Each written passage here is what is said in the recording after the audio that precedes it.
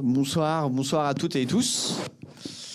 Je suis très heureux de vous retrouver pour ceux qui sont des réguliers des lundis de l'INA. Moi, je suis Thierry Keller et je suis le directeur des rédactions d'Uzbek Erika, qui est le magazine qui est en partenariat avec l'INA. Je suis très heureux aussi parce que c'est une partie de mon enfance, je dois le dire. Et d'après mes parents, j'avais été très triste le jour de la mort de Claude François. Et je trouve ça très sympa qu'on puisse le faire revivre tous ensemble, qu'on puisse se plonger dans des archives et puis aussi réfléchir à ce que c'était que cette France des années 60 et 70. Peut-être évoquer ce que Claude François signifie pour nous tous aujourd'hui. Peut-être aussi pour l'avenir. Vous savez que Uzbek Erika est une revue qui s'intéresse au futur et moi j'aimerais bien en fin de débat vous poser la question à tous les trois, que serait Claude François aujourd'hui? Est-ce qu'il aurait un compte Instagram? Est-ce qu'il serait sur Snapchat? Ou au contraire, est-ce qu'il serait une icône protégée par les réseaux sociaux? On va parler à la fois de son personnage social, de lui, Claude François, en tant qu'artiste, en tant que star. On va évoquer ses fans, on va évoquer ses influences, les États-Unis. Est-ce que Claude François était un individu français ou un individu purement cosmopolite? Et puis, qu'est-ce que c'est aussi qu'un art populaire? Qu'est-ce que c'est que la variété? Et vraiment, on a beaucoup de chance de vous avoir tous les trois. Vous avez votre propre Claude François à vous. Vous l'avez chacun abordé selon différentes occurrences et différents angles. Juste à ma droite, Gabriel Segré. Merci d'être là. Gabriel, vous êtes sociologue et vous avez écrit il y a 3-4 ans maintenant un ouvrage qui s'appelle Fan 2, Sociologie des nouvelles cultures contemporaines. Des nouveaux cultes contemporains, pardon. Et donc, on va évoquer avec vous ses fans, ce qu'il a incarné dans l'esprit du grand public. Donc, merci beaucoup. Jean-Claude Petit, vous êtes actuellement le président de la SACEM, mais vous avez aussi été un des grands arrangeurs de Claude François. Vous l'avez bien connu. Alors, je ne vous poserai pas des questions trop intimes. Ça, c'était pour avant et après le débat. On va s'intéresser à l'artiste Claude François et qui il était en tant que musicien. Et puis enfin, Philippe Chevalier, qui est philosophe. Et vous avez, Philippe, je dirais, redécouvert Claude François assez récemment. Vous l'aviez un peu étouffé dans votre inconscient personnel.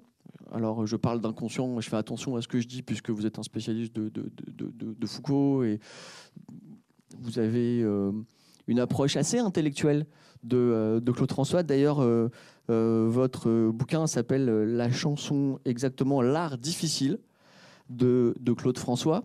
Donc, vous voyez qu'on va aujourd'hui évoquer tout un tas d'aspects. Comme d'habitude, le lundi de l'INA s'orchestre de la manière suivante. On a, grâce aux équipes de l'INA, et j'en profite pour remercier particulièrement Delphine Vaudou-Lambert qui s'est chargée de récolter les extraits, ainsi que Jean-Michel Briard d'avoir un peu participé au montage.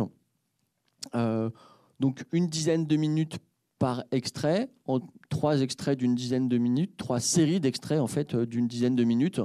Et puis on va avoir le temps de commenter, de se replonger dans cette incroyable période. Mais la première question que j'aurais envie de vous poser à tous les trois, peut-être je vais commencer par vous. Claude François, c'est qui pour vous? Qu'est-ce que ça représente? Est-ce que c'est je dirais, une figure que vous aimez, que vous observez vous purement en tant que sociologue? Vous avez beaucoup travaillé sur les fans, vous avez fréquenté de nouveaux fans, vous êtes le sociologue des fans. C'était qui Claude François pour vous, Gabriel? Ben moi, je dois bien reconnaître que je suis pas un très très grand fan de Claude François. Il fait pas partie. Il a jamais fait partie De votre panthéon personnel. Ouais. Donc c'est. Ok, merci. Vous êtes tous fans de Claude François, nous sommes d'accord. Davantage un objet d'étude qu'un objet de grande admiration, même si j'ai beaucoup de respect pour son œuvre. Mais voilà, par contre, c'est quelqu'un qui a été important dans mon parcours de chercheur, parce que je suis tombé sur des textes, notamment d'une sociologue qui s'appelle Marie-Christine Pouchel, qui a travaillé sur Claude François, sur les fans de Claude François.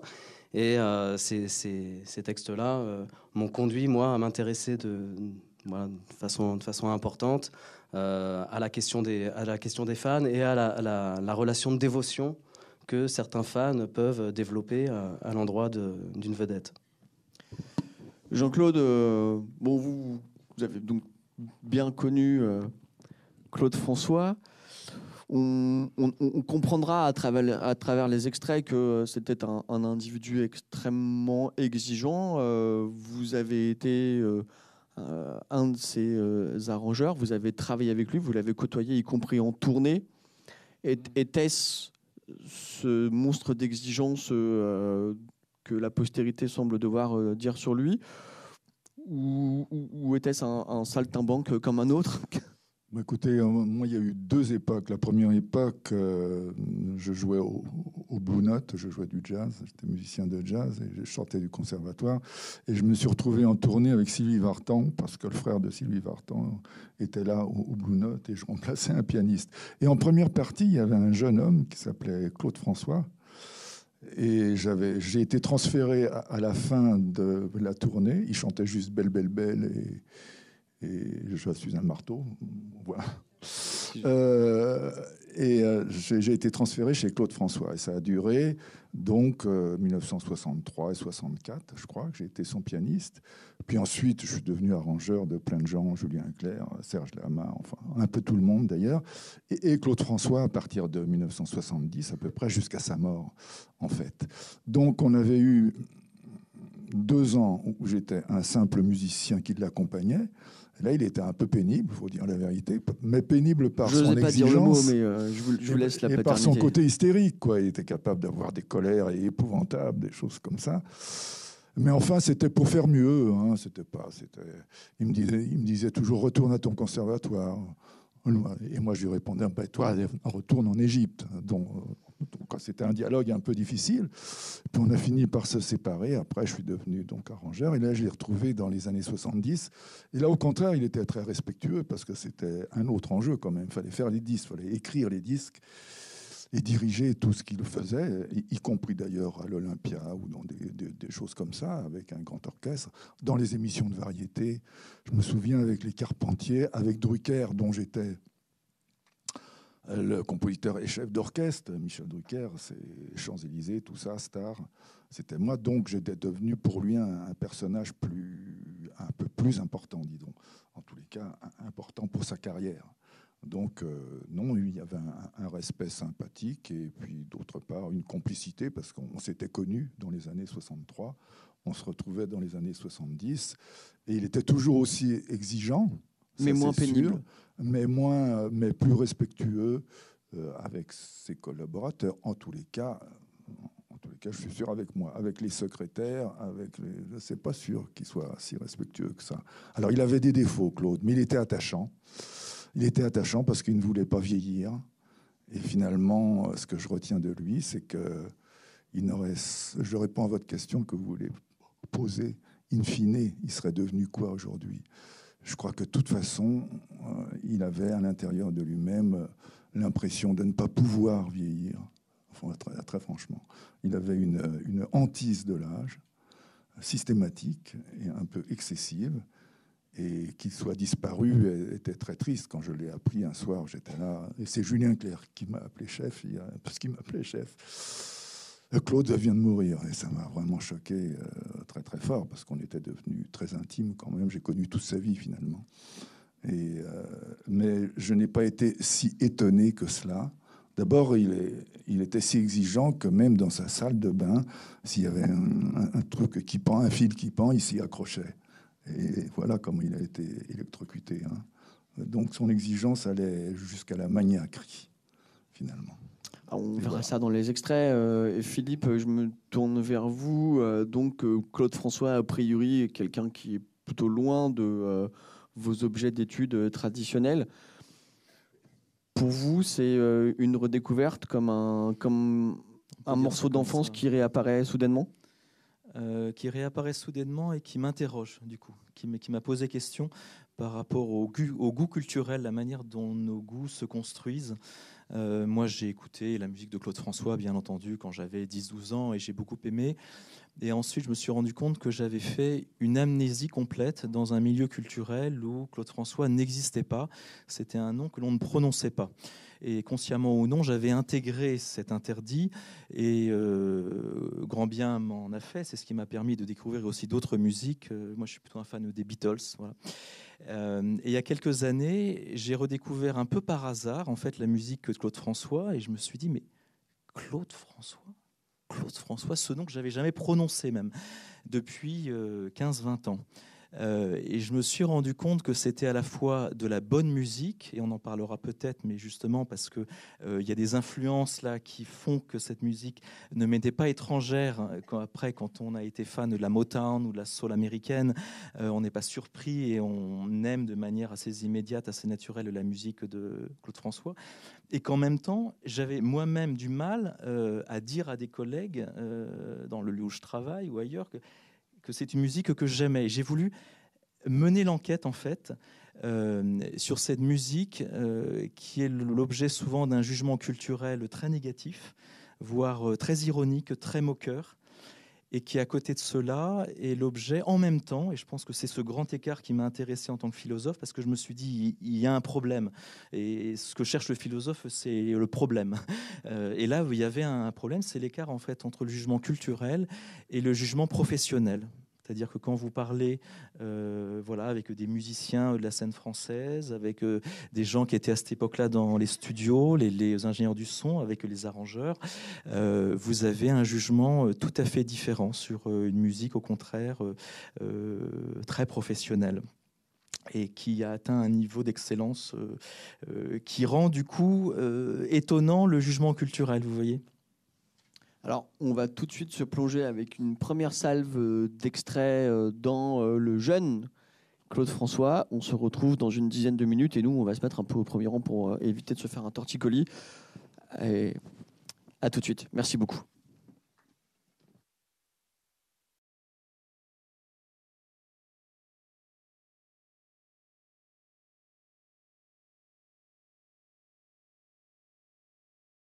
Bon, là, on était directement dans le vif du sujet. Alors, grosse usine à tubes, en même temps, beaucoup de reprises, épouser son temps. On voit que là, on traverse beaucoup de périodes. On voit bien quand même un musicien accompli qui sait jouer et chanter avec des gens de tous horizons musicaux, Beko, Dalida, des Américains. Je voudrais juste Jean-Claude. dire une chose. Il y a une chose qu'on ne dit jamais, c'est que c'était un super danseur quand même, hein, Claude. Il dansait très très bien. La première fois que je l'ai accompagné au piano, il s'est mis devant la scène. Il était évidemment devant moi, mais j'étais absolument épaté par son don pour la danse. Il l'avait et c'était quand même une part de son succès, une part importante. Hein. C'était un batteur de formation aussi. Il était batteur, il avait fait un petit peu de violon dans sa jeunesse et il jouait comme ça. On le sent plus appliqué et très très concentré. Il jouait les tumbas que sur le reste. Oui, non, il jouait pas vraiment bien. Mais par contre, les tumbas, il jouait assez bien et de la batterie, éventuellement, il pouvait jouer. Il avait été dans un orchestre, c'était à Monaco, au Casino de Monaco, un orchestre qui jouait du tango.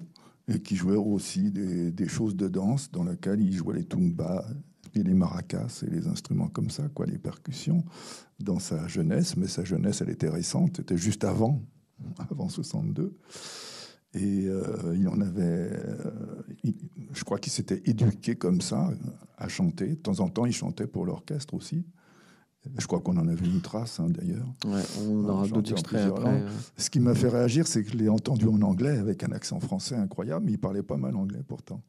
Je sais pas, je me rends pas compte. Non, ouais, là, il est. C'est un peu bizarre parce que j'ai cru entendre une langue étrangère que je connais pas, mais c'était de l'anglais quand même. Du yaourt. Philippe, quand on voit ça, il y a comme une sorte de morceau d'histoire. Alors, vous n'êtes pas historien, vous êtes philosophe, mais néanmoins, on sent des inspirations permanentes. On sent l'arrivée d'influences américaines, noires américaines aussi. Vous parliez tout à l'heure de la Motown. Qu'est-ce que ça vous inspire de voir ces extraits ? Bah là, pour le coup, sur la Motown, il a été plutôt en avance sur son temps parce que la Motown en France, au milieu des années 60, n'est pas très connue, voire elle n'est pas du tout connue. En France, de la soul américaine, on connaît que quelques grandes figures, Ray Charles. Et lui, il comprend très vite. Il se reconnaît, je pense, dans la musique de la Motown parce que la Motown, c'est une chaîne de production qui... Donc, c'était la grande usine à tubes de Détroit, qui était par ailleurs une ville où on produisait que des voitures. Et il y avait ce côté, vraiment, on produit des tubes un peu comme on produit des bagnoles. Il était fasciné, en fait, par ce professionnalisme de la Motown, avec une chaîne de production dont il rêvait, en fait. Et là, on le voyait, je crois que c'est en 69 ou 67, je ne sais plus, c'est lui qui présente à la télévision française les Supremes. Et il chante en compagnie de Diana Ross. C'est un peu plus tard, en 77, on le voit à la télévision française. C'est Lamont Dozier, le grand compositeur de la Motown, qui interprète avec lui The Same Old Song. Donc il y a vraiment on voit cette prégnance des musiques noires, mais pas n'importe quelle musique, parce qu'on voit bien que Claude François, son modèle musical, c'est justement la soul américaine du Nord, pas celle du Sud. C'est-à-dire une soul plus industrieuse. Voilà, plus industrieuse, plus pop, faite pour un plus large public, et pas la Stax, pas la musique de Memphis, qui là une musique qui sent la sueur un peu. Hein. Et plus revendicative. Une musique qui groove un peu plus, une musique un peu plus chaude, parfois un peu plus imprécise. Je pense que le modèle, ce qu'il a en tête, lui, c'est la chaîne de production de bagnoles et qui fait de très bonnes voitures, en fait. Voilà. Jean-Claude, en tant que musicien, vous approuvez cette analyse musicale? Oui, c'est juste, toute la musique rythmique américaine l'impressionnait beaucoup. Et d'ailleurs, vous le voyez sur scène, il reproduit pratiquement exactement James Brown avec les filles autour. Les filles qui, à française, c'est à peu près le même genre. Ils dansent pareil. Et les adaptations, c'était tout simplement des tubes américains qu'on reprenait en les jouant en France, avec nos musiciens français. Ça, c'était le début de Claude François. Ensuite, il y a eu des chansons, beaucoup plus chansons françaises, celles que vous entendez d'ailleurs à la fin. Et il a bien sûr évolué avec ce qui évoluait dans la chanson française, qui prenait son indépendance par rapport aux anglo-saxons qui régnaient dans les années 63, 65, enfin jusqu'en 70, quoi, à peu près. Gabriel, vous qui avez étudié tout un tas d'artistes français qui eux-mêmes étaient sous grande influence américaine, vous diriez, on s'est souvent posé la question sur Claude François, est-ce qu'il était un innovateur ou bien est-ce qu'il était un importateur? Vous avez une petite idée sur cette question? Si on compare avec Johnny, Eddie et la bande des Yéyés. Alors moi, en réalité, j'ai davantage travaillé plutôt que sur ces artistes, leurs œuvres et la réalité de leur existence. J'ai travaillé sur la façon dont est racontée l'histoire de ces artistes et sur un récit qui se met en place à la disparition de ces artistes. Et ce que j'ai pu observer en travaillant effectivement sur un certain nombre de vedettes et sur un certain nombre de récits qui se sont développés sur ces vedettes, c'est que la question de l'innovation, le fait d'être précurseur, c'est un motif qui est extrêmement récurrent. Il n'y a pas de récit sur l'œuvre et sur l'existence de ces vedettes sans qu'il y ait une partie extrêmement importante accordée aux innovations, au caractère précurseur de l'artiste, de son œuvre. Alors c'est vrai aussi pour Claude François, dont les biographes ont beaucoup expliqué que c'était le premier à effectivement s'approprier la Motown, le premier à faire tant attention à à son physique, à mettre des crèmes, à essayer de lutter contre le vieillissement. Le premier à faire appel à des choristes et à des danseuses. Le premier, finalement, à importer en France ce modèle du show américain, avec des chanteurs qui sont accompagnés de danseuses, avec des orchestres importants. Enfin, voilà. Beaucoup ont souligné le caractère extrêmement précurseur de l'œuvre de Claude François. Il me semble que c'est aussi un de ceux qui très vite a fait l'objet d'un véritable culte de la part de ses fans, qui effectivement l'attendaient devant son appartement ou ses studios rue Excelmans. Et c'est aussi un de ceux qui, très tôt, a mis en place toute une stratégie de marketing extrêmement efficace. En créant Podium, c'est aussi un de ceux qui très vite s'est rendu compte de l'importance. Il a créé les outils de son propre storytelling en fait. Oui, et puis il a aussi utilisé le magazine pour finalement donner aux fans toute une partie de son intimité, prenant conscience très tôt de l'importance de développer cette relation de proximité, d'intimité avec les fans. Jean-Claude, vous voulez ajouter Oui, je voulais dire qu'en plus, il était devenu un homme d'affaires parce qu'il avait donc le journal, il avait une agence de mannequins, il avait une marque de disques, Flèche, il produisait, par exemple, on ne sait pas, mais je connais bien sûr Alain Chamfort, qui est un ami, il était produit par Claude François, il a débuté chez Claude François, chez Flèche, donc il produisait lui-même. Il avait diverses affaires dont il s'occupait comme ça. Donc, il prétendait être un homme d'affaires.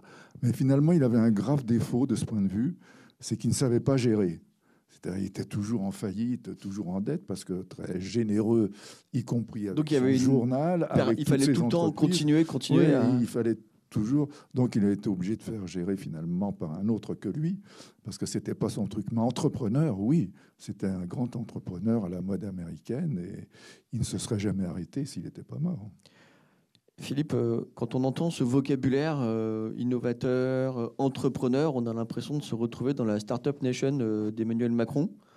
Est-ce que Claude François a été, de ce point de vue-là, une sorte d'individu intemporel et précurseur d'un vedettariat finalement très porté sur le business? C'est ça que ça peut inspirer d'entendre ces phrases? Oui, j'aurais du mal à vous répondre. Je n'ai pas forcément d'idée là-dessus. Peut-être, moi, ce que ça me suggère, c'est quand même c'est quelqu'un qui voulait tout contrôler quand même. La création de son label Flèche en 1966-67, pardon, si je dis pas de bêtises, vous me corrigerez.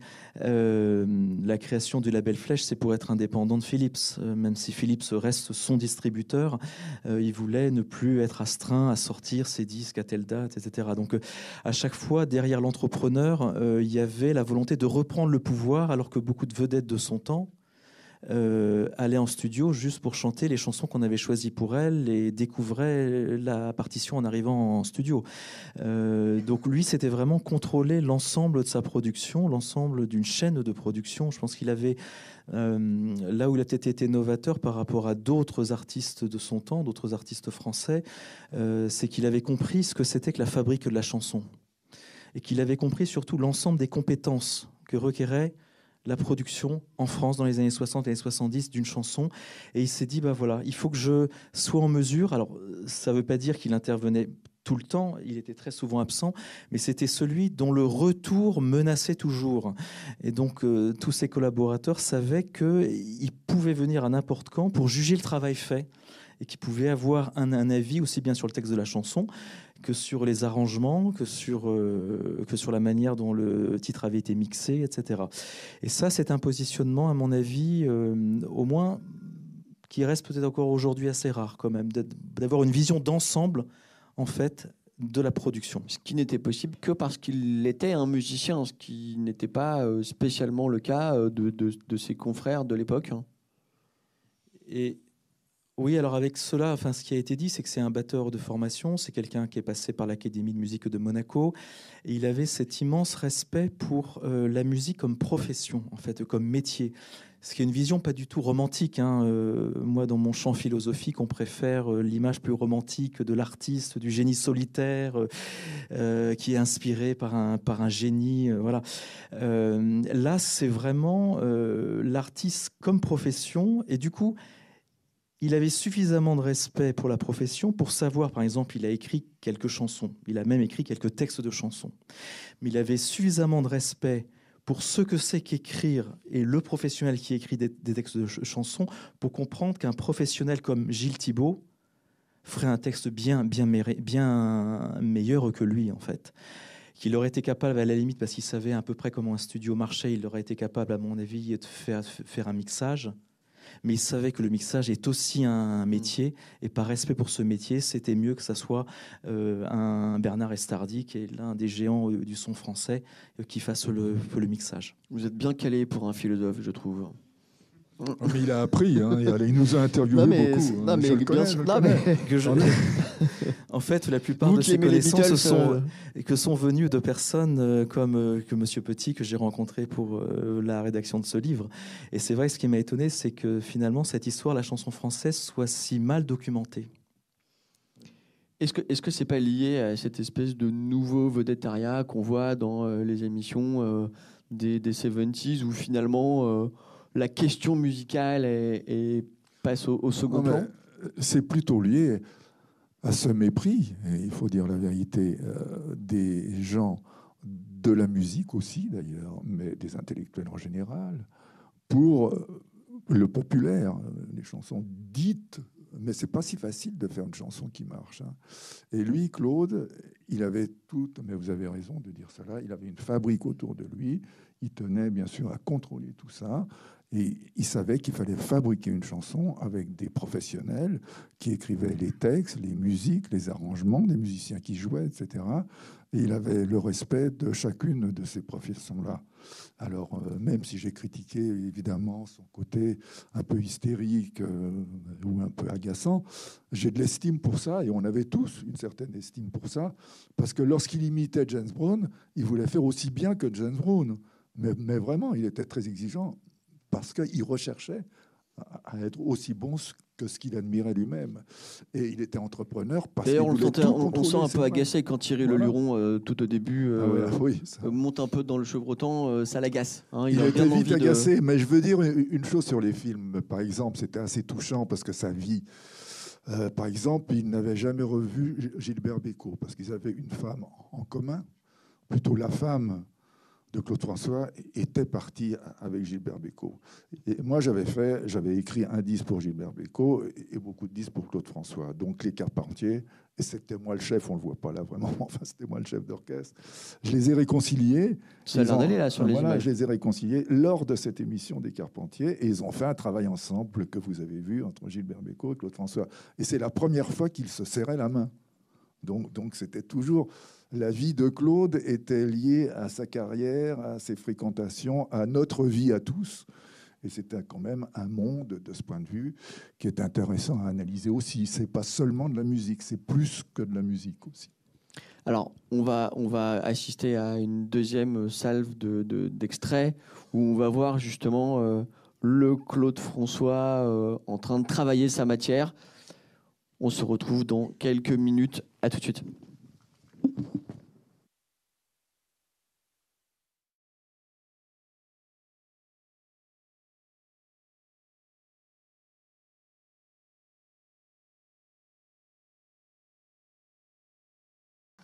Bon, Rodagil en prend un peu pour son grade. Parolier intello. Bon, là, on voit Claude François au travail. Grande exigence. Moi, ce que j'aimerais comprendre, mais là, pour le coup, c'est vraiment une question à tous les trois, et bien sûr à vous aussi, Jean-Claude, sur la fabrication, mais ce qui fonctionne, quoi, cette espèce d'alchimie incroyable qui fabrique un tube qui va toucher le plus grand nombre. On sent que là, Philippe, c'est ce que vous appelez la chanson moyenne. La forme moyenne. La forme moyenne. La forme moyenne. Qu'est-ce que c'est que cette forme moyenne d'un point de vue philosophique peut-être? Qu'est-ce que ça recherche et qu'est-ce que c'est que cette ligne de crête? La forme moyenne, en fait, ça m'est venu de Aristote. C'est un peu prétentieux de dire ça, mais Bon, c'était c'est un toujours souvenir, classe, en fait. C'est un souvenir de au cours de philo. Je me souviens que notre prof, nous parlant d'Aristote et parlant de la vertu chez Aristote, nous a dit cette chose qui m'a profondément marqué, mais je ne savais pas que ça allait me servir un jour pour un livre sur Claude François. Il a dit ceci, ce qu'Aristote dit d'ailleurs dans son éthique à Nicomaque, le juste milieu est un sommet du point de vue de l'activité humaine, parce qu'il est extrêmement difficile de se tenir à ce juste milieu, c'est-à-dire en ce point d'équilibre où le geste doit être juste pour être sûr que l'on ne tombe pas dans un excès ou dans l'autre. Et j'ai trouvé que c'était intéressant pour essayer de parler de cet art singulier qu'est l'art de la variété française, qui est une forme qui n'est pas très créative, on va dire, qui est une forme assez simple en termes de composition, même de musique, et en même temps une forme dans laquelle un effort illimité va être investi. C'est-à-dire que ces chansons, et Jean-Claude Petit pourrait en témoigner, elles sont sans cesse remises sur le métier. C'est-à-dire, on essaie des choses, ça rate, on réessaie, comme il disait bien, la cravate rouge ne va pas avec le vert. Donc, on retravaille durant des heures et des heures. C'est du travail studio, d'une certaine manière, pour que cette forme très ouverte, parce qu'un arrangement, mais là, c'est pas à moi de le dire, mais un arrangeur, quand il est face à une mélodie, il pourrait mettre une flûte, il pourrait mettre un piano aussi, il pourrait mettre un orgue, il pourrait mettre une trompette. Et donc, tout est très ouvert et il faut retrouver une forme, en fin de compte, de nécessité. Et c'est ça qui est très difficile, c'est-à-dire prendre les bons éléments, faire que ça aille bien ensemble. D'une cuisine d'ailleurs, sa métaphore, il l'arrête assez rapidement, mais au bout du compte, on est dans une préparation qui peut donner, il le dit, ça peut devenir miraculeux. Oui, et comme il n'y a pas de nécessité intrinsèque à la forme même, parce que tout est possible à la limite, vous pouvez mettre du Beethoven dans une chanson, hein. Ce n'est que dans cet effort finalement de recherche et de reprise, de remise sans cesse sur le métier, qu'à un moment, je ne sais pas, dans le studio, on se dit que ça y est, non? Comment on fabrique un tube? Bien, si on le savait, on passerait son temps à faire des tubes. Hein, ça serait trop simple. Alors aujourd'hui, on parle d'intelligence artificielle, on y reviendra peut-être après. Non, mais là, vérité, on le voit en en fabrication. La vérité, c'est qu'on cherche toujours des choses. Vous savez, que ça soit une chanson, que ça soit un film, une peinture, etc., il faut créer un objet. Et effectivement, vous avez bien raison, qui soit équilibré d'une certaine manière, mais c'est l'équilibre, c'est ce qu'on cherche, ce qu'on ressent, mais on l'atteint rarement. Et c'est un petit peu le hasard lorsqu'on l'atteint, c'est-à-dire qu'on cherche quelque chose, mais on ne sait jamais quoi. Et c'est ça le secret, pour chercher sans cesse. Et donc on gomme, on rature, on recommence sur des détails qui semblent insignifiants, mais qui pour nous ne sont pas insignifiants. Et c'est comme ça pour n'importe quel art. Alors je ne compare pas, j'aime pas trop lorsqu'on dit l'œuvre de Claude François. Il n'a pas fait une œuvre. D'abord, il composait très peu, il co-signait éventuellement parce qu'il contribuait effectivement à la fabrication des choses. Mais c'est pas une œuvre, c'est au-delà de ça. Ça, c'est moins. Oui, allô, oui. Oui, c'est un peu moins que ça. Le micro, c'est pareil, c'est pas une œuvre. Le micro, ça peut ne pas marcher à un moment. Et donc, on avait des échecs aussi, parce qu'il ne faut pas oublier qu'un disque, à l'époque, on faisait des simples, c'était deux faces, mais il y en avait une qui était sacrifiée et l'autre qui était vraiment travaillée. Et puis, sur un 33 tours, les 33 tours, vous savez plus ce que c'est maintenant, les 33 tours, hein, tous. On vend plus de vinyle qu'il y a 10 ans. Hein. 12 titres à peu près. Sur les 12, il n'y en avait pas 12 bien travaillés. C'est vrai qu'on centrait. On essayait, je te remercie, on essayait de centrer sur des titres qui nous semblaient plus vendeurs ou vendables. Hein. On parlait un peu comme ça aussi. Mais on ne sait, on n'a jamais de recette, jamais. Et c'est sans doute la manière de faire de la musique en général. Il n'y a pas de critères imposés au départ. On n'est jamais sûr de rien. Mais il faut y arriver quand même. Donc ça demande du travail, effectivement, c'est un travail. C'est intéressant l'interview chez Jacques Chancel. Au début, il dit oui, c'est un peu agaçant d'avoir du succès, puis très vite, il se rend compte qu'il dit une bêtise, quoi. Il fait non, en fait. Et donc la quête du grand public était toujours présente, n'est-ce pas? Bien sûr, mais attendez, les chanteurs comme ça, de variété, appelons-les comme ça, ils recherchent le succès, quoi qu'il arrive. Ce n'est pas une œuvre. Alors, lorsqu'il y a Jacques Brel qui fait une chanson, j'ai pas de doute là-dessus, c'est qu'il veut exprimer un sentiment. Et que je ne suis pas sûr qu'il se préoccupe du succès. Mais quand c'est Claude François ou quand c'est Johnny Hallyday, qui sont des gens qui vendaient du disque, qui ne s'exprimaient que très peu eux-mêmes, finalement, ils fabriquaient un objet sonore qui avait du succès et dont ils étaient le principal ingrédient, bien entendu, parce qu'il fallait avoir du succès auprès de leur public. Alors, c'est vrai que Claude François, il plaisait aux très jeunes filles. Ben, c'était ça son public, hein, c'est vrai. Donc, Quand vous dites très jeunes filles, c'est plaire. des adolescentes, c'est des... Oui, non, mais des très jeunes filles, oui, c'est tout. Mais vous savez tout ce que c'est qu'une jeune fille. Bon, voilà. Mais c'était son public, et les Beatles aussi. Hein. Le public des Beatles, au départ, c'était des très jeunes filles. Puis après, on s'est aperçu que c'était mieux que ça, que c'était plus que ça. Mais au départ, c'est ça. Il ne faut pas se faire d'illusions là-dessus. Et tous ces gens-là essayent de plaire. Bon, bah, c'est comme ça. Avant de vous poser une question, Gabriel, juste, est-ce qu'il y a eu une période dans la carrière de Claude François où ça a moins bien marché? Bien sûr, mais et pourquoi? On se rappelle des succès, on se rappelle jamais des bides. Mais vous savez, My Way, par exemple, c'est une chanson que Claude a chantée qui n'a pas eu de succès. Il a fallu que ça soit repris aux États-Unis par des chanteurs très, très célèbres pour que ça revienne ensuite en France. Mais ça n'a jamais été un succès de Claude François. Pourtant, il co-signe à la fois et les paroles et la musique avec d'autres, certes, mais enfin, il fabrique la chanson en tous les cas. Et donc, il y a des choses comme ça qui n'ont de succès qu'après, où je vous ai parlé des phases B, ou de tous les 33 tours, où il y avait quand même la moitié des titres que vous n'avez jamais entendus. Jamais. Parce qu'ils n'ont pas eu de succès. Je sens que Philippe a tout écouté. Oui, non, oui, ce qui est un peu dommage parce qu'on n'écoute que les tubes alors qu'il y a des trésors. Hein. Mais ça, c'est quand on est fan. C'est des choses exceptionnelles, vraiment. Et parfois, le succès était inattendu, c'est-à-dire le téléphone pleure n'était pas fait pour être le 45 tours, en fait. Chanson populaire, au départ, n'a pas marché. Cette année-là était une phase B. Enfin... en fait, c'est parfois le public qui, tout d'un coup, a repêché quelque chose qui était en phase B ou qui ne devait même pas sortir. Donc, Alors, justement, je me tourne vers le spécialiste du public. Bon, outre le look, l'attitude, un certain charisme, d'un point de vue artistique, comment les fans, comment le public reçoit un certain type d'œuvre? C'est quoi? C'est une corrélation avec l'esprit du temps? C'est un nouveau son qui tout à coup percute?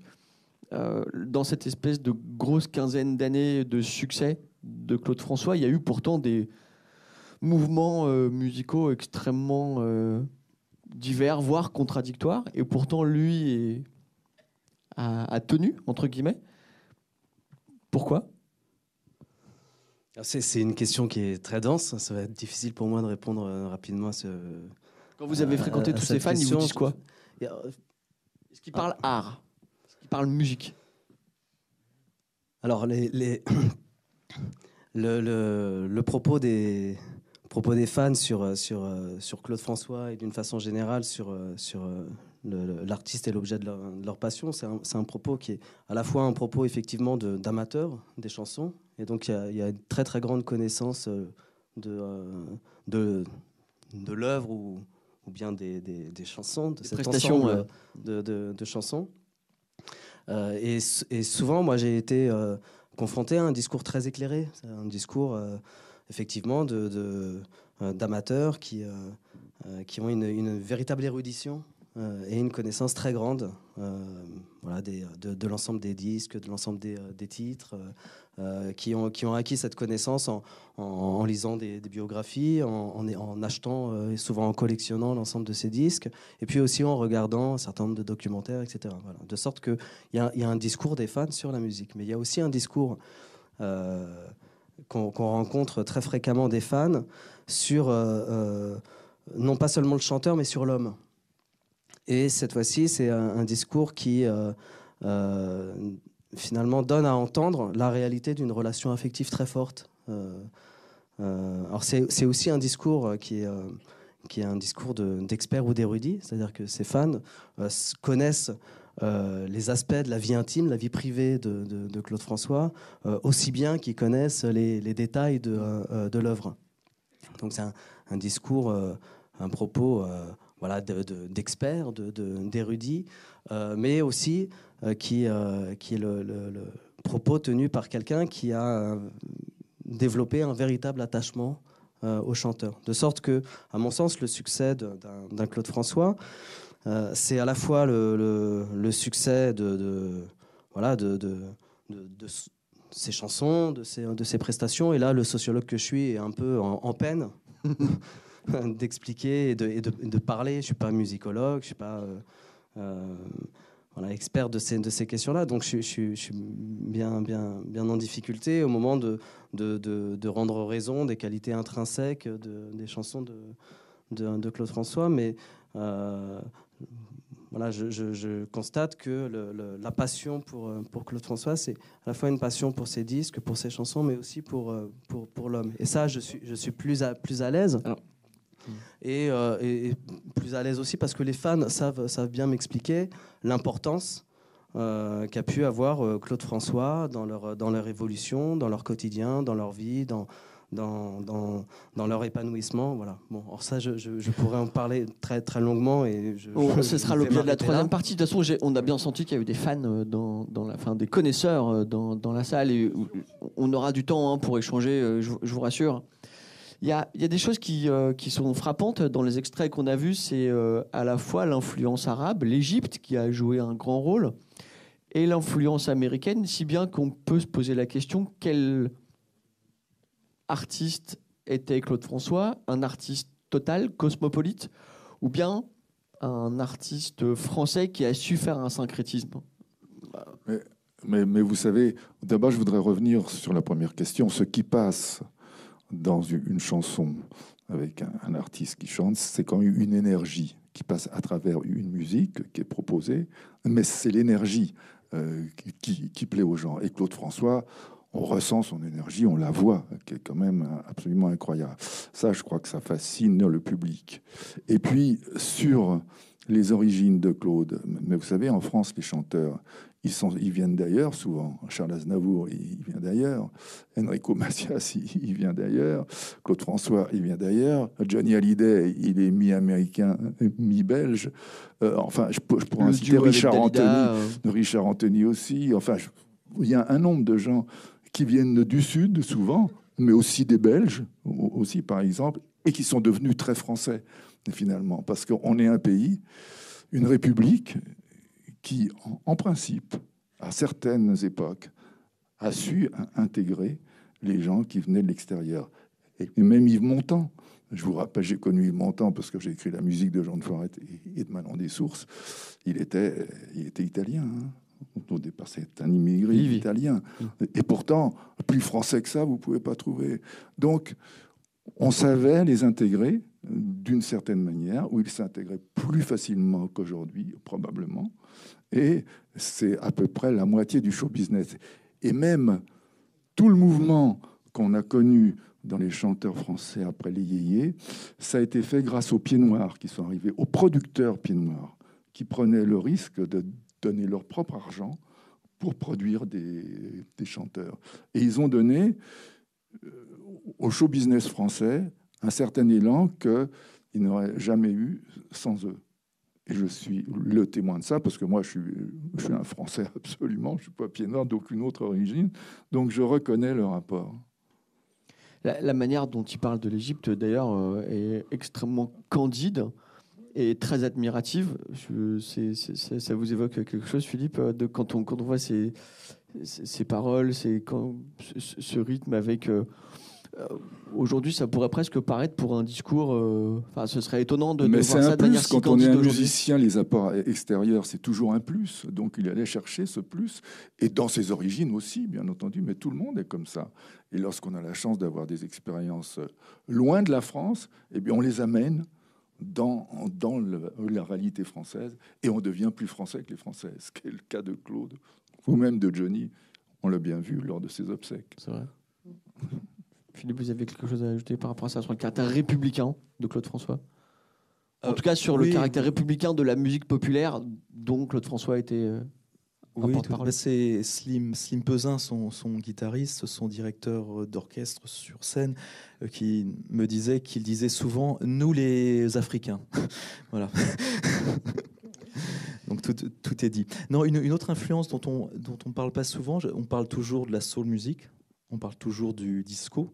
On oublie quand même qu'entre les deux, il y a eu le reggae. Et Claude François adapte une chanson de Jimmy Cliff en 1970, alors que Marie-Lou Reggae de Serge Gainsbourg, on est en 1976. Et on lit dans beaucoup de livres que c'est Serge Gainsbourg qui nous fait le reggae. Il a fait des choses très bien, c'est pas là le problème. Un petit coup de démago pour les fans. Voilà.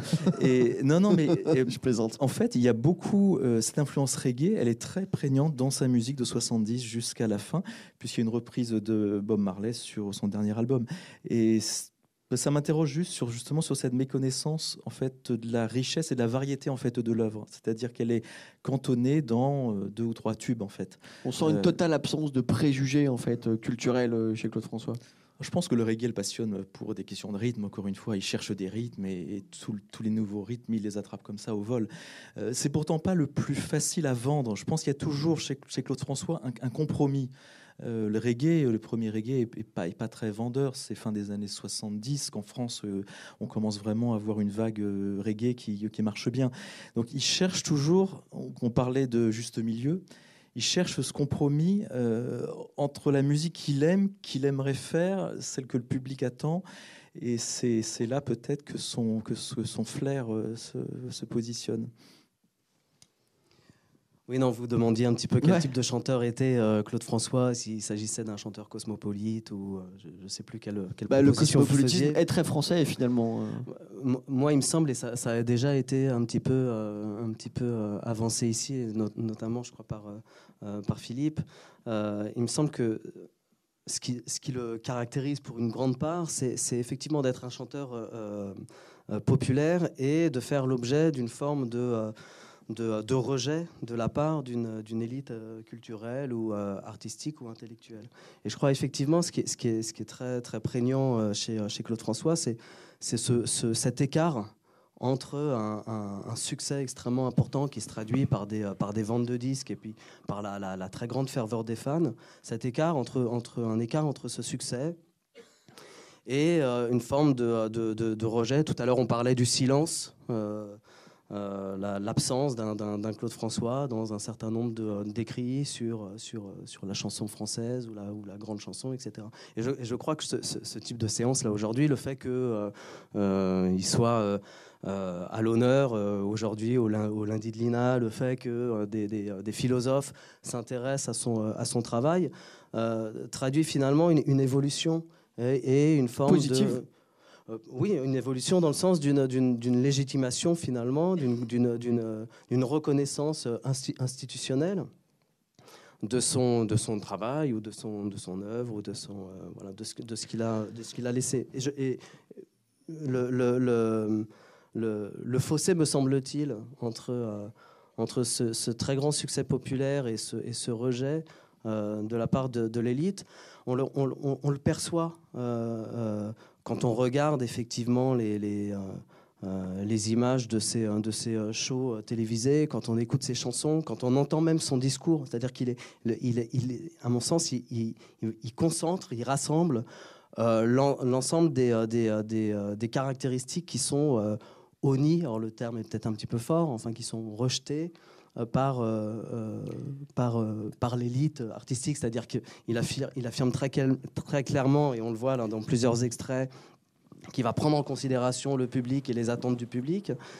Il affirme clairement qu'il veut effectivement faire des tubes, donc il va se rapprocher effectivement d'un fonctionnement qui est celui du fabriqueur de tubes, qui va essayer d'appliquer un certain nombre de recettes. Donc finalement, en affirmant ce type de choses, il se met à dos d'emblée tous ceux qui appartiennent à une élite intellectuelle et qui rejettent ce mode de fonctionnement, de standardisation de la chanson. Quand on voit aussi le recours aux costumes, aux danseuses, à des orchestres importants, caractère des fois un peu kitsch, des chorégraphies, on comprend aussi le pouvoir de séduction, d'attraction sur un public populaire, et en même temps le rejet d'une élite intellectuelle. Et enfin, le pauvre Claude François a le grand tort de connaître un succès extrêmement important chez une catégorie particulière de la population, des femmes jeunes et plutôt de milieux populaires ou des classes moyennes, et qui ont, ces jeunes femmes, le grand tort d'exprimer de façon un peu trop ostensible leur admiration. Donc il est aussi un objet de disqualification du fait de son public et des formes d'expression de l'admiration de ce public. Alors justement, il va y avoir la troisième salve, mais alors on va parler plus de postérité, de sa mort évidemment, mais j'ai une dernière question, et des fans bien sûr, mais alors, je pensais pas vous la poser comme ça, mais bon, on le voit parler de Rodagil, malgré tout, avec un tantinet de mépris social de la classe populaire pour l'intellectuel. D'ailleurs, Rodagil lui-même l'admet a posteriori. Et juste, pardon, Jean-Claude, ce Rodagil-là, il a été instrumentalisé par Claude François? Non, mais là j'y étais. J'étais je sais, c'est pour ça que je pose la question. Vous avez bossé pour moi, Julien c'était Clerc, mon copain, puisqu'on faisait tous les disques de Julien Clerc ensemble. Alors, il est resté jusqu'à sa mort, mon copain. Malheureusement, il a disparu. Mais il avait un talent exceptionnel. C'était un vrai poète. Et Claude, mine de rien, il avait ce complexe, justement, ce complexe d'être rejeté par le public éduqué, disons, ou par la bourgeoisie française, disons, même, tout simplement. Et donc, il avait ce complexe, et à travers Rodagil, il avait l'impression d'accéder à ce qu'il rêvait d'être, c'est-à-dire pris en considération par le monde de la musique ou de la variété. En gros, parce qu'il n'avait pas de prétention au plan de la musique pure, mais il avait une prétention auprès d'être un super chanteur qui a beaucoup de succès. Il voulait même avoir une carrière internationale. Et ça, à mon avis, c'était difficile pour lui parce que trop français, finalement, pour avoir une carrière internationale, probablement. Enfin, je sais pas. En tous les cas, ça marchait. Ça marchait pas trop à ce niveau-là. On l'a entendu en anglais. C'était pas terrible, franchement, en anglais. C'était mieux en français, finalement. Et donc, mais il avait ce complexe. Et Rodagil, pour lui, c'était s'élever socialement d'une certaine manière. Et Rodagil lui a fait une des chansons les plus incroyablement populaires du monde. Et oui, qui a remporté 2 chansons avec les Magnolias et Alexandrie, qui sont encore aujourd'hui les plus exploitées, finalement, chez Claude François. C'est incroyable. Et peut-être, je vais me permettre une petite provocation, les plus écoutées et dansées dans la bourgeoisie française d'aujourd'hui. Oui. Ah oui, mais maintenant, vous savez, lorsqu'on est mort, on est toujours glorieux, il n'y a pas de problème. Et on pardonne tout. Alors, on va assister à la dernière séquence un peu pleine d'émotions quand même. On se retrouve dans quelques minutes.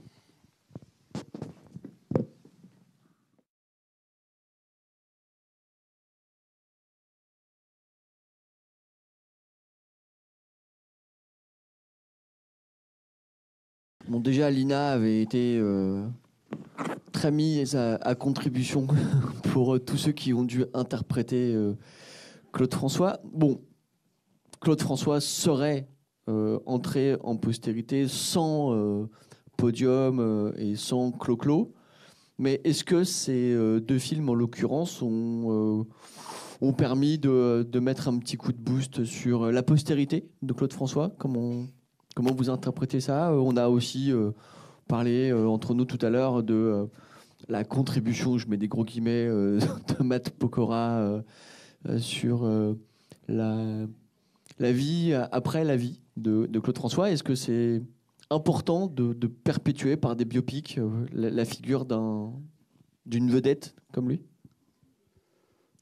Moi, j'observe que de façon assez systématique, quand il y a une grande vedette comme ça, qui a un succès important de son vivant, quand cette vedette disparaît, c'est le moment où se met en place un récit aux multiples dimensions, un récit qui est à la fois un récit livresque, c'est-à-dire qu'il va y avoir des tas de biographes qui vont raconter la vie et l'œuvre de la vedette. Des fois, il s'agit de journalistes, des fois des témoins du passé, des membres de la famille, des proches, des collaborateurs, etc. Enfin, voilà, un récit qui va être livresque, un récit qui va être également iconographique. L'image de la vedette est rendue extrêmement visible via des albums de photographies, etc. Il y a tout un récit aussi muséal qui se met en place, un récit audiovisuel avec effectivement la production de comédies musicales, de fiction, avec la réédition des albums, avec la sortie des disques hommages, etc. Un récit aussi qui finalement constitue un certain nombre d'endroits comme ça, en autant de lieux de mémoire, des salles de cinéma, le monde de l'édition, mais également le web, avec avec l'apparition de sites, de blogs, etc. Donc, pour répondre à votre question, un film comme Podium fait partie finalement de ce récit. Il est un des éléments de ce récit qui a pour fonction effectivement de faire rentrer dans la postérité le chanteur, de le préserver des assauts du temps, de le préserver de l'oubli. Et pour avoir beaucoup travaillé sur ce type de récit, c'est souvent quand même un récit qui réécrit un petit peu l'histoire, qui va laisser un certain nombre d'aspects dans l'ombre, qui va mettre en avant d'autres épisodes de la vie. Tout le travail, tout le processus de patrimonialisation, c'est un travail qui s'effectue après un certain nombre de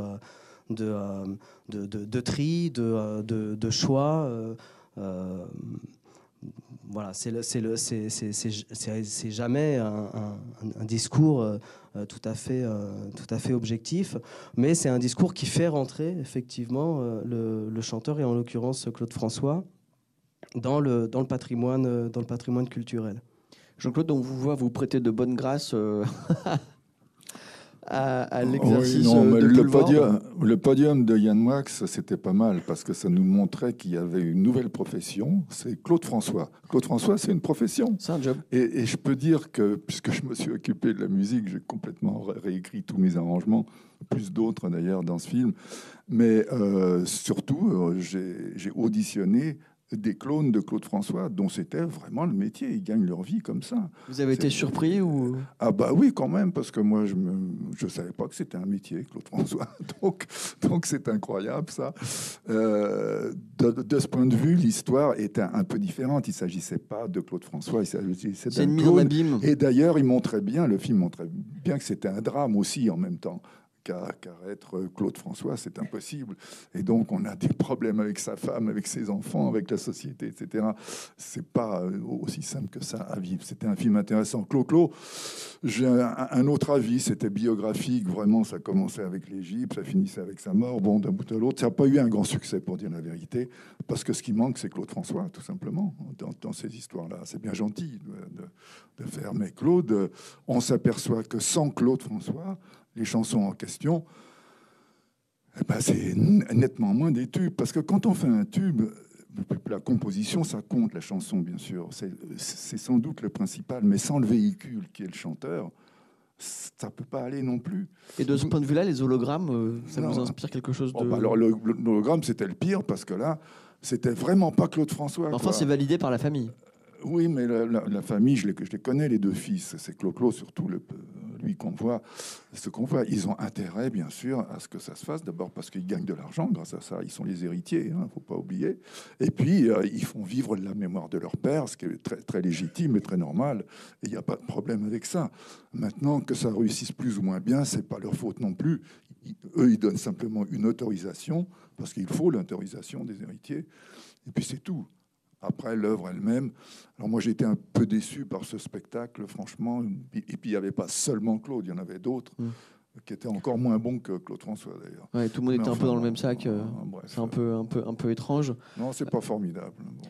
Philippe, quand on voit ces images de fans, on va venir un peu sur la structure, justement, du public de Claude François. On voit un public populaire, jeune, féminin.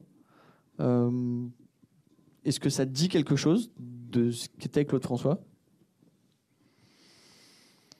On disait aussi dans la même période que Sheila était plutôt proche de la petite classe moyenne. Est-ce qu'on...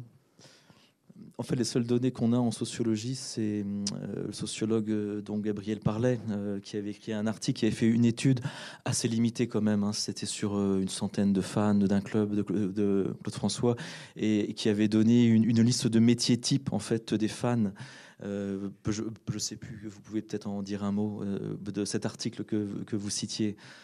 Oui, c'est une sociologue qui s'appelle Marie-Christine Pouchel, voilà, et qui a travaillé à la fois sur les fans de Claude François, et qui les a rencontrés notamment dans un fan club, mais qui a aussi mené une étude plus approfondie à partir de toute une série d'entretiens sur une femme fan de Claude François et convaincue d'être en relation avec Claude François après la mort du chanteur. Et en fait, c'est les seules données qu'on ait. Ensuite, on voit des images, on en déduit ce qu'on veut. Moi, je travaille à la Bibliothèque nationale de France. J'ai beaucoup de collègues qui ne m'avaient jamais parlé de Claude François jusqu'à ce que j'écrive le livre. Et qui tout d'un coup, ils me parlent en fait de ce qu'ils aiment vraiment. Alors, ils vont me parler de Sardou, ou je sais pas, ou de Jodassin, et de Claude François, même dans les hautes sphères de la BNF, dont ils m'avaient jamais parlé avant. C'est-à-dire, il a fallu qu'il y ait le déclic du livre pour que finalement on ose parler de ce qu'on aime, voilà, parce qu'on parlait de tout à fait autre chose, de choses qui appartiennent à une culture un peu plus légitime. Donc je pense qu'il y a beaucoup de fans qui ne le disent pas forcément aussi. Mais il y a un côté second degré dans le fait de... Fans cachés. Ouais. Mais juste un petit mot sur la BNF. Ils m'ont demandé d'avoir éventuellement les partitions de mes musiques de films, mais aussi, à ma grande surprise, des partitions de Claude François, par exemple, et des tubes comme ça. Alors, j'ai des partitions, évidemment, chez moi. Bon, alors, je ne sais pas si je vais les donner vraiment, mais en tous les cas, il faudra faire un effort. En tous les cas, il n'y a plus un ostracisme vis-à-vis de tout ça. Et c'est un peu grâce à vous, quand même, probablement. Mais en tous les cas, il y a un mouvement de... Voilà. On voit ce que vous disiez tout à l'heure, Philippe, les fans... n'aiment pas tellement quand tout le monde aime les grandes chansons, en tout cas les plus connues, et vont aller vers de la phase B. Ils sont comme tout le monde, ils sont un peu snobs, ils préfèrent les chansons moins connues parce qu'elles sont pour eux, tout ça. Bah, bien sûr. Et je les comprends bien. Mais en même temps, c'est ce que vous avez noté, Gabriel, les fans ont aussi un sentiment d'appartenance collective à une communauté. Et on partage, il y a quelque chose de pas du tout égoïste finalement dans ce sentiment d'appartenance et d'être lié à un même individu. Oui. Moi, il me semble ce qui est tout à fait surprenant. Moi qui maintenant me surprend moins parce que ça fait des années que je travaille là-dessus, mais en essayant de me mettre dans la peau d'un spectateur lambda, je trouve assez spectaculaire, assez surprenant. Deux choses dans le montage, le dernier montage qu'on a vu, c'est d'une part l'immense détresse de ces jeunes filles qui se rassemblent devant l'église et qui vont assister aux funérailles de Claude François. Le caractère très, très, très, très visible, très spectaculaire de cette détresse. Et l'authenticité, on voit bien que c'est pas fin. Cette détresse pour quelqu'un qui est un chanteur dont on peut imaginer qu'elle ne le connaisse pas en réalité de façon intime, elle me paraît extrêmement voilà, enfin, tout à fait surprenante. Et la seconde chose, et alors, moi j'ai beaucoup à dire là-dessus, mais bon, la seconde chose, c'est le recours en plusieurs occasions, le recours des voix off, des commentateurs, au champ lexical religieux, le recours à des termes tels que idole, je crois qu'ils utilisent le terme peut-être de culte ou de je sais plus quel. On a eu ça avec Johnny. Hein. Et voilà. Et effectivement, on voit à l'image des attitudes, des pratiques qui sont pas sans évoquer des pratiques de dévotion. Quand on voit Claude François qui envoie sa chemise au public et qu'on assiste à toutes ses mains qui se tendent et qui arrachent des lambeaux de la chemise. C'est vrai que c'est difficile de ne pas avoir à l'esprit... Le sensuaire. Oui. Oui. Le relique. Le concept de relique, c'est pas du tout ironique ce que je dis. Mais d'autant qu'il est mort jeune. Alors là, il y a une dimension encore plus dramatique. Jean-Claude, on parlait des artistes morts. Il avait quoi, 38, 39 ans? Oui. Une dimension christique, oui, c'est ça. Mais de toute façon, il se laissait emporter sur scène par ça. D'ailleurs, il était un peu... je sais pas, je trouvais ça, quand je l'accompagnais au début, là, très, très jeune, j'étais même gêné par ça, parce qu'au départ, il était très normal, et puis il dialoguait un peu avec nous, avec un clin d'œil, etc. Et puis après, il se laissait emporter. Il y avait presque un truc de drogue, quoi. Il était drogué par les fans qui étaient là, et il était prêt lui-même à se déchirer les vêtements pour les donner. Il marchait à fond dans le truc, quoi, vraiment. Donc avec son public, du répondant, ouais. Et c'était une forme de sincérité chez lui, parce qu'il ambitionnait ça, d'être chanteur et d'avoir beaucoup de succès.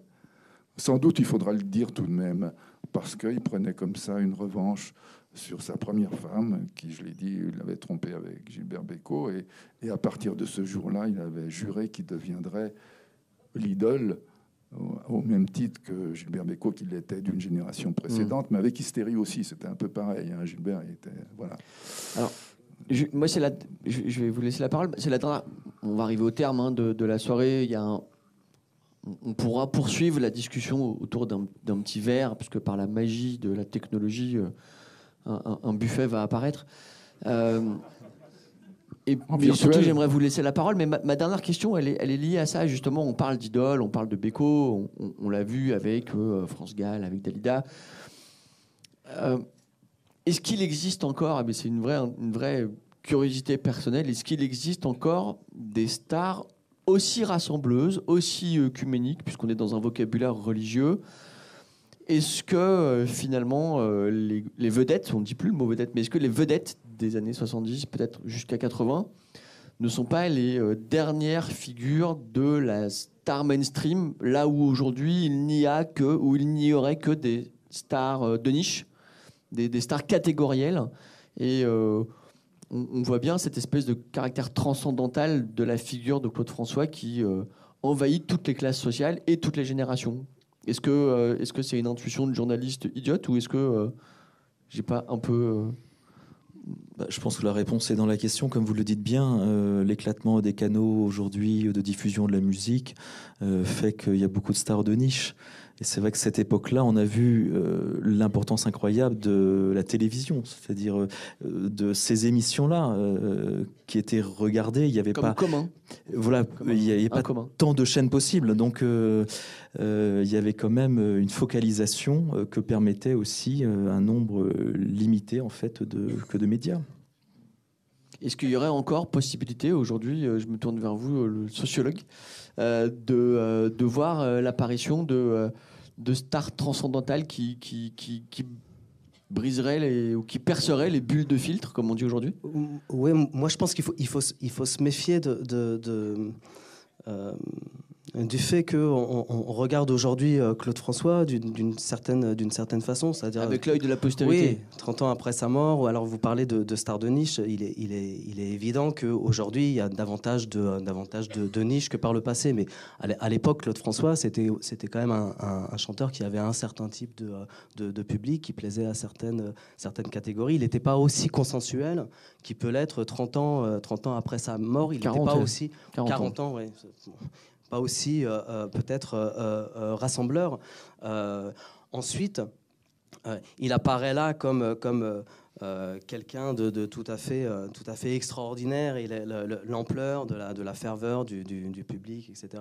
est quelque chose qui effectivement saute aux yeux. Mais il faut peut-être laisser le temps à certaines vedettes aujourd'hui d'accomplir une œuvre, peut-être de disparaître, d'entrer dans la postérité.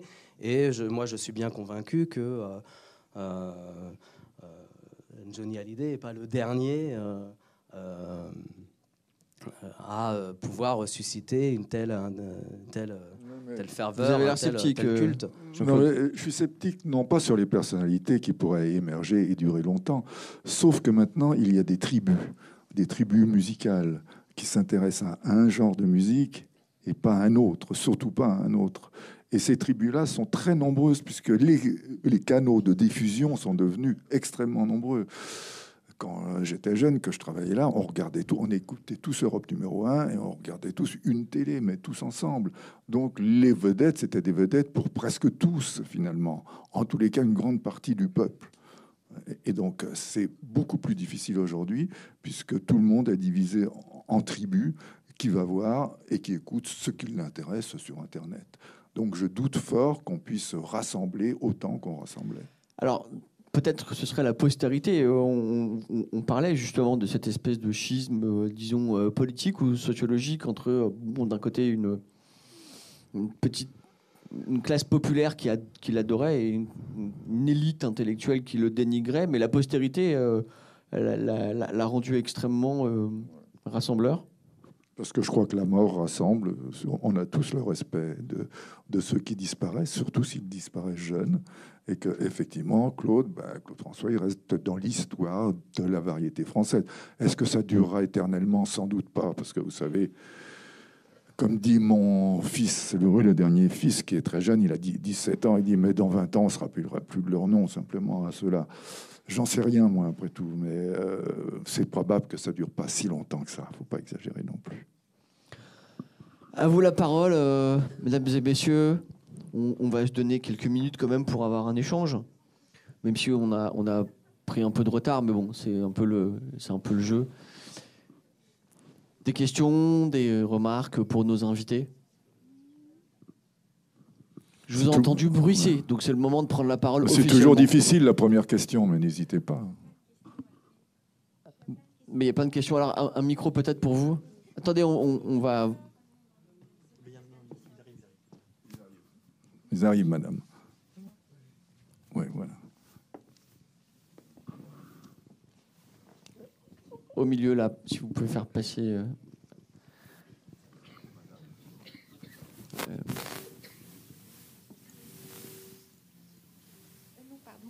derrière.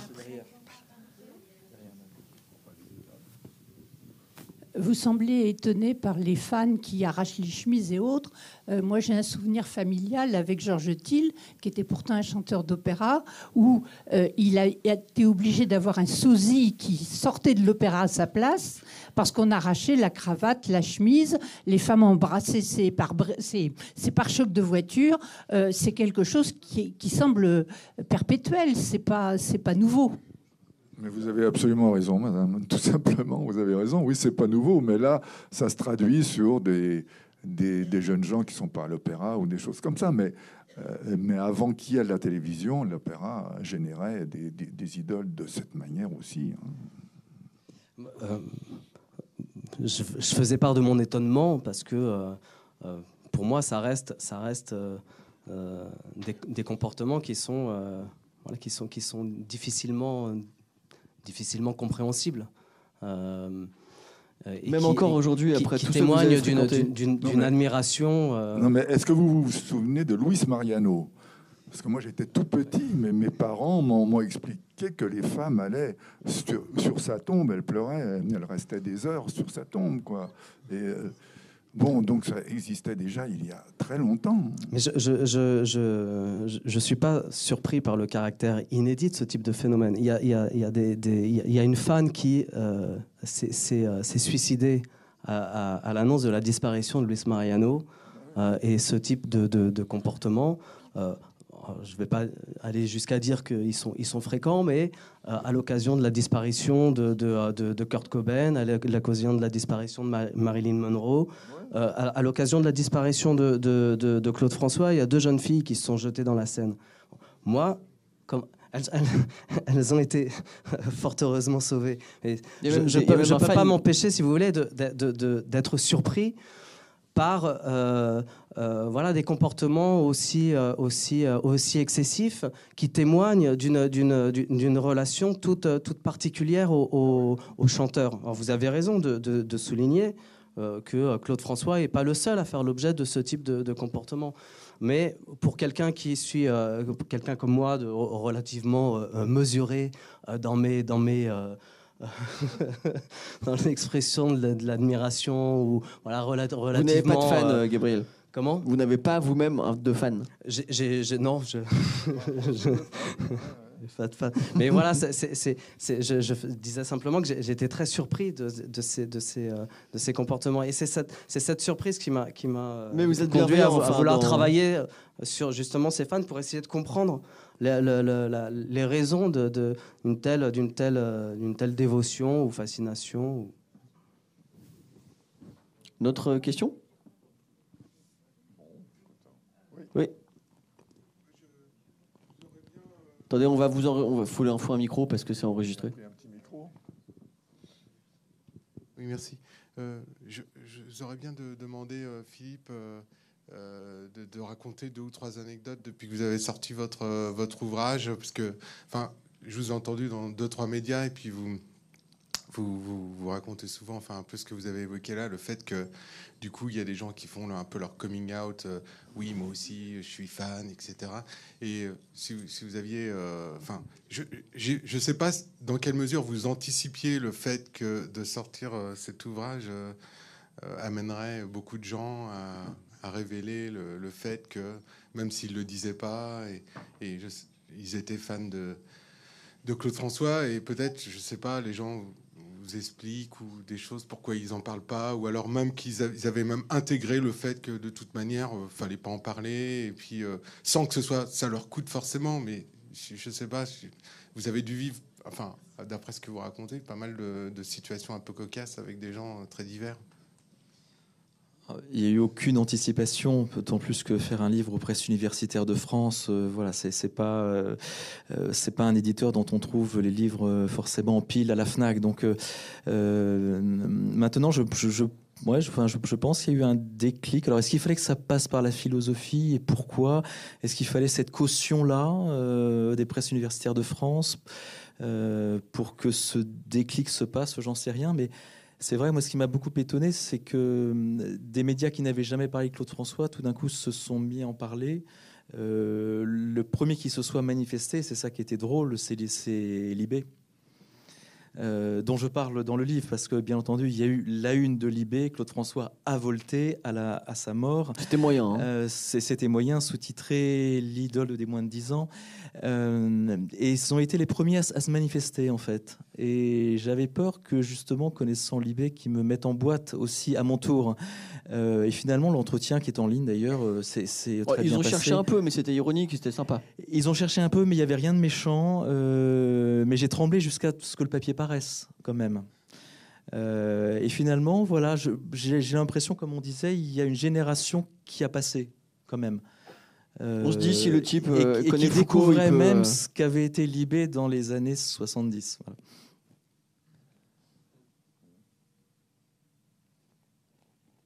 Grosse caution intellectuelle sur Claude François, grâce à vous. Vous avez une question de madame, je crois.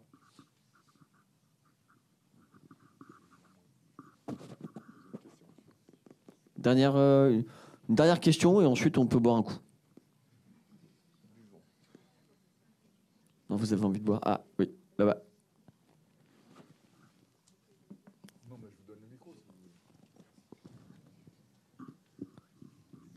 Alors, 2 questions. J'ai tellement de choses à dire que Alors, je soyez ne sais courte. pas par quoi commencer. Parce que ça fait depuis 10 minutes que vous tournez autour du pot, donc soyez courte. Je ne sais pas, il y a trop de choses à dire. Déjà, ne serait-ce que dire que... Comment vous expliquer que... Mettez bien le micro. Un exemple juste d'un chanteur ou d'une chanteuse qui soit parti, aussi bien Brel, Brassens ou des grandes sommités, enfin des grandes personnalités. Et on n'a jamais fait, on ne fait pas des anniversaires comme on fait pour Claude, 40 ans après. Jamais, j'entends, on fait toujours le clin d'œil le jour de leur mort, mais jamais on fait ce qu'on fait pour Claude François. Et ça, quand même, ça y regarder de plus près, vous croyez pas? Que c'est quand même quelqu'un qui rassemble et puis que...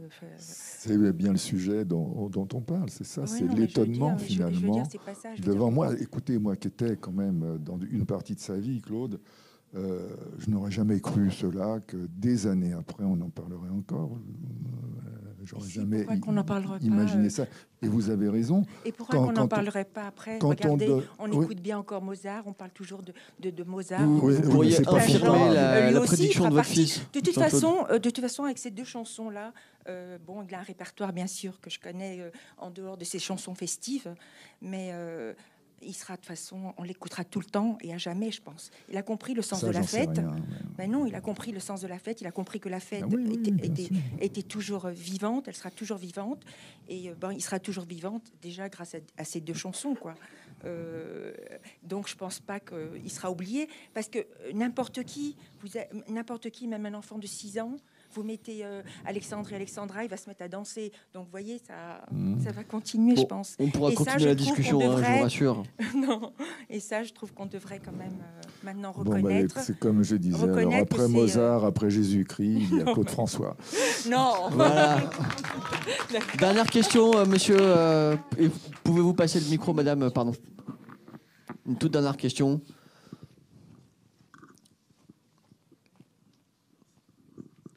Oui, bonsoir. Alors, moi, il se trouve que je travaille à la BNF, donc j'ai souvent discuté avec Philippe. Salut.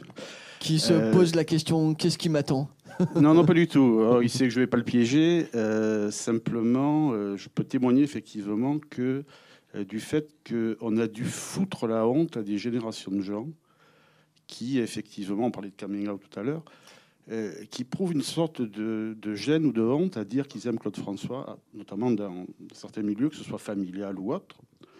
Et donc, moi, j'en ai jamais eu honte. Je ne suis pas un fan absolu. Hein. Mais c'est sûr que c'est plus facile de dire qu'on est un fan de Bachung, parce que Bachung a ce qu'on appelle la carte. J'aime aussi Bachung, c'est pas le problème. Mais Claude François, c'est plus difficile. Donc, j'ai souvent dit à Philippe qu'il faisait œuvre utile en cela, qu'il participe d'une réhabilitation globale, non seulement de Claude François, et au-delà de Claude François, d'une certaine forme de chansons populaires et de variété, et encore au-delà d'une certaine forme de production musicale, puisqu'il y a la présence de Monsieur Petit. C'est l'idée que derrière peut-être le concept de forme moyenne que tu as exposé dans ton livre, il y a l'idée d'une réhabilitation de ce qu'on peut appeler l'artisanat. Parce que dans certains milieux artistiques, l'artisan est considéré comme un tâcheron. C'est quelqu'un qui est dans le décor, mais qui ne fait pas œuvre d'art. Or, je ne sais pas, moi, si la production d'arrangements de variété participe d'une forme d'art supérieure, mais en tout cas, c'est quelque chose qui, pour moi, relève d'une qualité et qui accompagne les gens de génération en génération. Parce que, alors c'est un goût personnel, certains titres de Claude François me semblent extrêmement datés. En fait, c'est pas très grave en termes d'arrangement. D'autres, on a parlé de Alexandre et Alexandra au Magnolia Forever, je trouve sont d'une modernité totale encore. Ça marche, on a l'impression que c'est fait aujourd'hui, par exemple. Et il y a un côté intemporel. Donc si j'avais une question à poser, c'était par rapport à cela. Est-ce que cet artisanat dont je parle, en fait qu'est-ce qu'il recèle finalement? Quand on n'est pas professionnel comme moi, on a du mal à expliquer la magie de certaines chansons. Et certains vous diront qu'il s'agit d'une triche, qu'est-ce que c'est du chiquet, que en fait ce sont des facilités, qu'on trompe facilement un public peu exigeant. Et en même temps, on ne peut pas s'empêcher de penser que ça relève quand même d'une telle qualité que quand même il y a quelque chose dedans. Voilà. Je pense d'abord que le public est exigeant. Le public, c'est toi, c'est moi, c'est nous. Je pense qu'on a tous une capacité de jugement. Et le livre que j'ai écrit n'est pas une réhabilitation de Claude François, ni une défense de Claude François. À la limite, il n'y a pas à le défendre. Mais une défense du jugement esthétique, c'est-à-dire notre capacité quand même à porter un jugement sur des œuvres d'art et d'en parler entre nous. Et c'est ça, en fait, le problème du préjugé, c'est que ça vient fermer toute discussion. Alors que je pense que ce qui est intéressant dans les œuvres d'art, c'est qu'elles nous émeuvent, et donc on a envie d'en parler avec d'autres, et on a envie de rendre compte des raisons pour lesquelles nous pensons que cette chanson, effectivement, sonne bien, nous fait du bien, nous fait plaisir, nous fait penser à la fête, etc. Et ça, je pense, en revanche, qu'il n'y a pas de magie de la petite chanson ou du tube, de choses comme ça qui tomberaient du ciel. C'est-à-dire, et la présence de Jean-Claude Petit ce soir en témoigne, c'est-à-dire c'est une bonne chanson, c'est d'abord une chanson qui tient, enfin qui est écrite, qui tient sur toutes ses notes, qui est bien équilibrée, qui est bien charpentée, et c'est cela, une chanson qui est bien arrangée, c'est forcément une chanson qui aura plus de chances de durer qu'une chanson qui est mal arrangée. Et moi, ce qui m'a étonné quand j'ai regardé en fait les grands succès de la variété française des années 70, je me suis rendu compte que je ne connaissais pas la moitié en fait de ce qui avait été numéro 1 durant l'espace de 2-3 mois. Alors que Claude François, mais encore une fois, c'est pas de la magie, c'est même pas du génie, c'est une équipe. C'est des musiciens, on n'en a pas parlé. Enfin, si, on a vu Slim, Pesin, mais il y a beaucoup d'autres grands musiciens autour de Claude François. C'est un studio, le studio CBE qui est toujours ouvert, qui est derrière la butte Montmartre. C'est des arrangeurs. Et c'est des musiques qui, sur le coup, n'ont pas forcément été de très grands tubes. Mais ça a été des succès uniquement sur le long terme. Et je pense qu'il y a quand même quelque chose, ça fera l'objet peut-être d'un prochain livre, ou je ne sais pas, mais il y a quelque chose quand même dans la construction de l'œuvre qui fait qu'il y a des choses qui durent et des choses qui ne durent pas. Mais là, c'est plutôt à Monsieur Petit de commenter ça. Oui, je voulais dire une question encore, puis je répondrai peut-être aux deux. Non, mais on va, il est 22h10, il y a des gens qui travaillent, donc ici, je pense qu'on va poursuivre la conversation entre nous. Bon, une question, d'accord. Alors une remarque, mais courte. Si, ça arrive de toutes parts. Moi, je voulais juste remercier Lina déjà pour ce montage que vous avez fait, parce que moi, je suis un fan, pas de la première heure, mais je performe Claude François dans un restaurant avec une ancienne Claudette, et en tout cas, vous avez bien fait de prendre la parole, alors ça va. Ouais, je trouve que on a montré ce côté-là, enfin moi que je connais depuis que j'aime Claude François. Parce que j'ai fait Claude François en 71 quand j'avais 8 ans, avec des Claudettes que j'avais choisies en colo et tout ça, voilà, un truc comme ça. Mais je trouve qu'on a montré le côté musicien, l'artiste, le danseur, comme vous l'avez dit, Monsieur Petit, quoi. Voilà, tout ça, on a montré ça. Vous avez montré ça dans le montage. Philippe, moi j'ai lu votre bouquin, et ça, effectivement, ça ne réhabilite pas Claude François, mais ça comment je pourrais dire, ça l'intellectualise un petit peu plus, et c'est assez génial, quoi, parce que lui, il avait un souci du public vraiment, vraiment important. Et je trouve que quand moi, je chante Claude François avec des fans dans le restaurant, il y a un contact, hein. Enfin, j'en ai quelques-unes. Peut-être il faut nous dire de quel restaurant il s'agit. C'est le 72 rue du Chevaleret, c'est Ketty Sina, la BNF. Voilà, okay, à la BNF, voilà, aussi. On rejoint tout ça, quoi. Moi, j'avais juste une toute petite réflexion. Je pense que si les fans qu'on était, puisque moi j'étais aussi, pour une fois, ces images d'enterrement, on ne voit pas, mais moi je me suis évanoui à l'enterrement parce que je n'avais pas mangé de la matinée. Voilà, donc... mais on était des adolescents, quoi, surtout. C'est ça qui fait que aussi on arrachait. Enfin, moi, j'ai jamais arraché la chemise de Claude François, mais On essaye d'arracher la mienne aujourd'hui, mais bon, c'est pas grave. Ah. Bon, il faut conclure, jeune homme. Voilà, donc moi, je voulais juste remercier les 3 personnes, même Lina, pour ce montage. Les 3 personnes qui sont là, qui continuent sur la mémoire de Claude François à le faire vivre. Vous faites bon travail. Merci voilà. beaucoup pour ce témoignage. Merci à vous 3. Merci beaucoup. Merci encore à Delphine Vaudou-Lambert, à Jean-Michel Briard. Merci à toutes les équipes de l'INA et merci à mes camarades d'Uzbek Erika de m'avoir aidé à préparer cette soirée. Merci encore à tous les 3 et puis la discussion continue en chanson peut-être, je sais pas, on va voir ça. Merci encore.